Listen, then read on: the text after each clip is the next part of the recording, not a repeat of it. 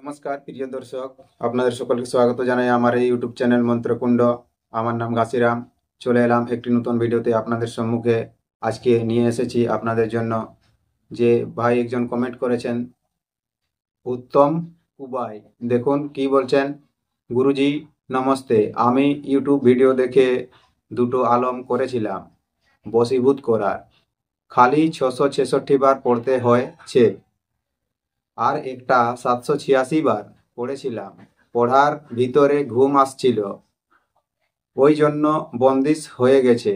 ঘাড়ে ব্যথা, 2 মাস ধরে মাথা চেপে ধরা, সবার সঙ্গে অশান্তি। কোনো ভিডিও দিন। উড়িষ্যা থেকে উত্তম দা বলছি, ওয়েটিং করলাম। আমি এখন চেন্নাইতে কাজে আছি। 3 শিফটে কাজ হয়, 1 সপ্তাহ রাত, 1 সপ্তাহ দিন, 1 সপ্তাহ দুপুর থেকে রাত 11টা পর্যন্ত। তাহলে একটা কথা বলার উদ্দেশ্য আমার এখানে হইল যে আপনারা অনেক সময় এই ভুলটা করেছেন বা এখনো অনেকজন করে থাকে। তো সেই ভুলটা বারবার আপনারা করেন আর কমেন্ট করে বলেন যে এটা এরকম হলো, সেটা সেরকম হলো। দেখুন, প্রথমে বলা হয়েছে আমার এই চ্যানেলে যাবেন, চ্যানেল অ্যাবাউটে যাবেন, ডিসক্রিপশনে সেখানে লেখা আছে যে কোনো মন্ত্র বা যন্ত্র সঠিক নিয়ম, সঠিক সময়, সঠিক জায়গায় যদি কাজে লাগানো যায় তাহলে সেটা ঠিক কাজ করবে। আর যদি সেটা সঠিক জায়গায় সঠিক নিয়ম অনুসারে কাজ না করতে পারা যায়, তার উল্টা প্রভাব আপনার উপরে পড়তে পারে। তখন আপনি এই চ্যানেলকে দায়িত্ব বোধ করতে পারবেন না। এটা ডিসক্রিপশনে লেখা আছে, আপনারা গিয়ে সে ডিসক্রিপশনটা প্রথমে চেক করে নেবেন সেখানে কেমনভাবে বলা হয়েছে। আর ডিসক্রিপশন না দেখে কিন্তু এই যে অনেক থ্যাম্বনেলে দেখে থাকেন, মন্ত্রটা যদি ভুল করেও কেউ উচ্চারণ করে, যার নাম করে উচ্চারণ করবে, সে কিন্তু বশীভূত হয়ে যাবে। তখন আপনারা কি করেন, সেখানে গিয়ে ফট করে ক্লিক করে সেই ভিডিওটি দেখতে শুরু করে দেন। আর সেখানে বলা হয়ে থাকে প্রথমেই বলা হয়ে থাকে থ্যাম্বনেলে যে এই মন্ত্রটা যদি কেউ ভুল করেও উচ্চারণ করে তাহলে তার কিন্তু সে বশীভূত হয়ে যাবে। তো সেটা কি কোনো খারাপ বলা হয়েছে? খারাপ নয়। যদি সেটা তার ভুল প্রভাব পড়বার আছে তাহলে সেখানে আপনি মন্ত্রটা শুনলেও তার ভুল প্রভাব পড়বে তার উপরে। কারণ মন্ত্রের এমনই জোর আছে। মন্ত্রের জোর আছে বলে আজকাল আপনারা তো বুঝতে পারেন কি পারেন না আমি কোনো জানি না। কারণ এত সুন্দরভাবে বোঝানো হয় কিন্তু তবু আপনারা একটাই ভুল বারবার করেন। যেমন ধরুন, আপনার যেখানে পূজা করাতে যান সেখানে আপনাকে তো মন্ত্র পাঠ করতে হয় না। সেখানে পণ্ডিত যে থাকে বা পূজারী যে থাকে সে মন্ত্র পাঠ করে, কিন্তু সে মন্ত্র পাঠ করে মন্ত্রের প্রভাব আপনার উপরে পড়ে কি করে পড়ে, সেরকম এটাও জিনিস। মন্ত্রের প্রভাব আপনার উপরে পড়বে, আপনি ভুল করেও এরকম কাজ করবেন না। প্রথমে আপনি জেনে নেবেন তার সমস্ত নিয়ম বিধি কেমন ভাবে আছে, তারপরে এসব কাজ করবেন। যেমন উত্তম কুবাই কমেন্ট করেছেন, এখন তার খুব অসুবিধা। কোন চ্যানেল থেকে ভিডিও দেখেছে সেটা জানি না। আমাদের এই চ্যানেলে কিন্তু সমস্ত নিয়ম এবং কারণ সব বলা হয়ে থাকে, যে নিয়মে করলে আপনি কাজ করতে পারবেন আর যে নিয়মে করলে ভুল হলে আপনার অসুবিধা হতে পারে। ঠিক আছে? তো এরকম ভুলটি আপনারা বারবার করবেন না। আর যদি কোথাও আরো ভুল হয়ে থাকে তাহলে আপনারা কমেন্ট করবেন আমাদের এই চ্যানেলে। ঠিক আছে? তো আজকে এমনই সেই তার প্রতিকার করার জন্য 4টি উপায় নিয়ে এসেছি, যাতে আপনি পুনরায় সুস্থ হতে পারেন এবং অনিদ্রা থেকে, তনাও থেকে মুক্তি পাবেন আর অশান্তি থেকে মুক্তি পাবেন। এইগুলোর সমস্যার জন্য সমাধান করার জন্য আজকে আপনাদের সম্মুখে চলে এলাম। তাহলে বন্ধু, ভিডিওটি স্কিপ করবেন না, কেটে করে যাবেন না। দেখুন, এই মন্ত্রগুলো আপনাদের জানা আছে কিন্তু তবু এই মন্ত্রকে আমি আপনাদেরকে বলে দিচ্ছি, কিন্তু কেননা না বললে আপনারা বুঝতে পারছেন না কোন মন্ত্র দিয়ে কি কাজ করব। ঠিক আছে? তান্ত্রিক মন্ত্র, সাবর মন্ত্র, সিদ্ধি সাবর মন্ত্র, অনেক রকম মন্ত্র হয় যে মন্ত্র দ্বারা অনেক রকম কাজ করা যায়। তো সেই মন্ত্র আজকে আপনাদের সম্মুখে নিয়ে এসেছি। এই মন্ত্র হলো মহামৃত্যুঞ্জয় মন্ত্র, যে মন্ত্রের দ্বারা আপনি যদি জপ করেন মানসিক শান্তি, তনাও থেকে মুক্তি এবং অশান্তি যে হচ্ছে আপনার সাথে, বা মহামৃত্যুঞ্জয় মন্ত্র, এই মন্ত্রটি পাঠ করলে অনেক কিছু লাভ পাওয়া যায়।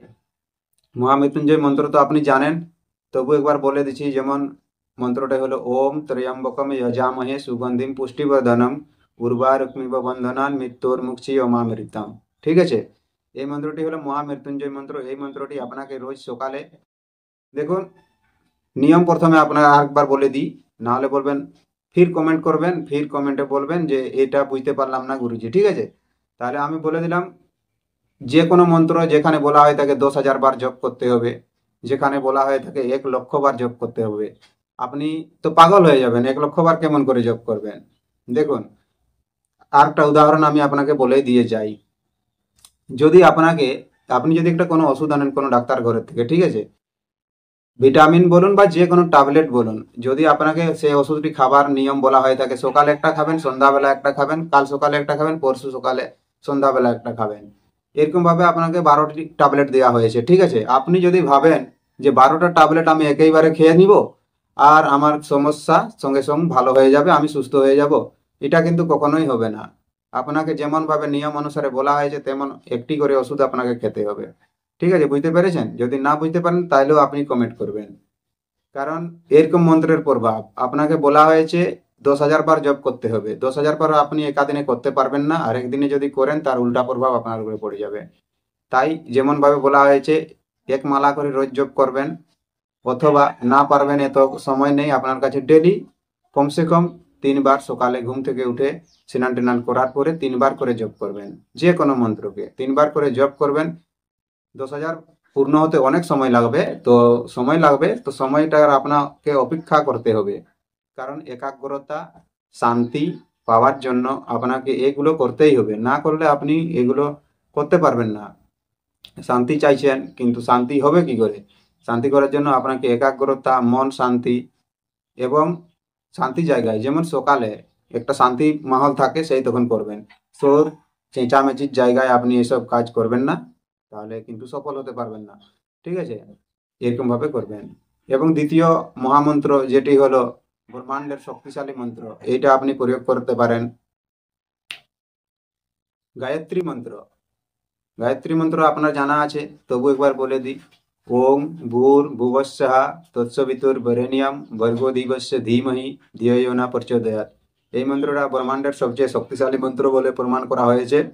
এই মন্ত্রটিকে আপনি রোজ 3 বার করে জপ করবেন, এটিকেও 2টি হলো। এবং পঞ্চমুখী হনুমান মন্ত্র, পঞ্চমুখী হনুমান মন্ত্র আপনি জপ করবেন। যে কোনো পার্সন, যে কোনো লোক এই ভিডিওটি দেখছেন শুধু উত্তম কুবাই বলে নয়, যে কোনো লোক এইগুলো করতে পারে।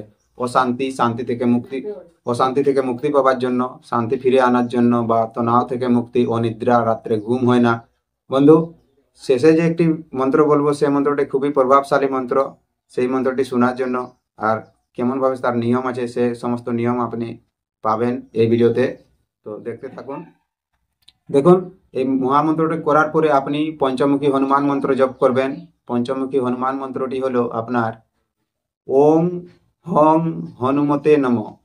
ওং হং হনুমতে নম, এইটি হলো পঞ্চমুখী হনুমানের মন্ত্র। এই হনুমান মন্ত্রটি আপনি জপ করবেন। 5 মুখওয়ালা হনুমানের চিত্র যদি থাকে খুব ভালো হয়, আর যদি না থাকে তবু 5 মুখের হনুমানের মন্ত্রটি জপ করবেন, তাহলে খুব শক্তিশালী এই মন্ত্রটির প্রভাব। চারো দিক থেকে কোনো ভয় সংকট আপনাকে আসতে পারবে না আপনার দিকে, ঠিক আছে? আর যে 4 নম্বরে যে মন্ত্রটাই আছে, এই মন্ত্রটি হলো খুব শক্তিশালী।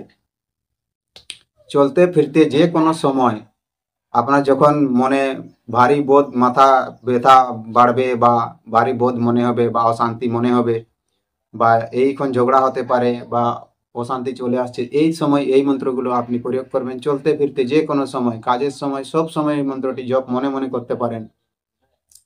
শুবার সময়, বসবার সময়, উঠবার সময়, সব সময় করতে পারবেন। রাত্রেবেলা যখন ঘুমাবেন এই মন্ত্রটি শুবার সময় বলে বলে মনে মনে চিন্তা করে করে, মনে মনে চিন্তা করতে করতে আপনি ঘুমিয়ে যাবেন, ঘুম আপনার ভালো হবে, ঠিক আছে? তাহলে মন্ত্রটি চলতে ফিরতে যে মন্ত্রটি বলা হয় সে মন্ত্রটি হলো ওং নমঃ শিবায়। ওং নমঃ শিবায় এই মন্ত্রটি খুব শক্তিশালী মন্ত্র। চলতে ফিরতে যে কোনো সময়, বা কাজ করতে করতে, বা কোনো জায়গায় গেছেন, শোর শরাবা ঝামেলা হচ্ছে, সেখানেও আপনি মনে মনে এই মন্ত্রটি জপ করবেন। ওং নমঃ শিবায়, ওং নমঃ শিবায়, ওং নমঃ শিবায় মনে মনে করবেন, আপনাকে জোরে বলতে হবে না। দেখবেন ধীরে ধীরে সব শান্তি হয়েছে, কারোর সাথে আপনার ঝগড়া হবে না, আর শান্তিতে আপনি থাকতে পারবেন। এই নিয়মগুলি আপনি লাগাতার 1 মাস, 4 সপ্তাহ, 28 দিন আপনি করুন, 28 দিন করার পরে আপনি যে কোনো শিব মন্দিরে গিয়া একটি নারকেল আর লাড্ডু যে কোনো পূজার সামগ্রী কিনে সেখানে পূজা চড়াবেন, ভোগ চড়াবেন। আপনি করাবেন না, করবেন না, পণ্ডিত সেখানে থাকে, পূজারি থাকে, সে করে দেবে, ঠিক আছে। আর যদি আপনি করতে পারেন না, আপনি বিদেশে আছেন, যে মালয়েশিয়াতে আছে, মালয়েশিয়া থেকে যারা দেখছেন, যারা সৌদি আরব থেকে দেখছেন, যারা বাংলাদেশ থেকে দেখছেন, যারা চীন, নেপাল, ভুটান এসব বিদেশ থেকে দেখছেন এই ভিডিওটি, তারা কেমন করে করবেন, যারা বাইরে আছেন, কাজ করছেন, তারা আপনাদের বাড়িতে ফোন করবেন। বাড়িতে ফোন করে 28 দিন পরে 29 দিনের দিনে যে সোমবার পড়বে বা 30 দিনের দিনে যে সোমবারটি পড়বে সেই সোমবার দিনে একটি নারকেল আর ভোগ ধূপ দীপ দিয়ে কোনো শিব মন্দিরে পূজা অর্পণ করাবেন, ঠিক আছে। দেখবেন সেই ভোগটি আপনার ভগবান শিব গ্রহণ করবেন আর আপনার সব শান্তি ফিরে আসবে।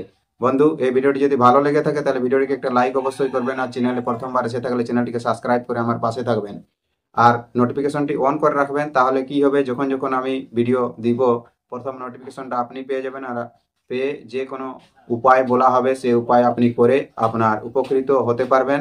তাহলে বন্ধু, ভিডিও অনেক লম্বা হয়ে গেল, ধন্যবাদ। আজকে এখানেই শেষ করলাম ভিডিওটি। দেখা হবে আবার একটি নতুন ভিডিওতে। ততক্ষণ পর্যন্ত আপনি আপনার খেয়াল রাখবেন, আর যদি বলায় কোথাও ভুল ত্রুটি হয়ে থাকে আমাকে ক্ষমা করবেন।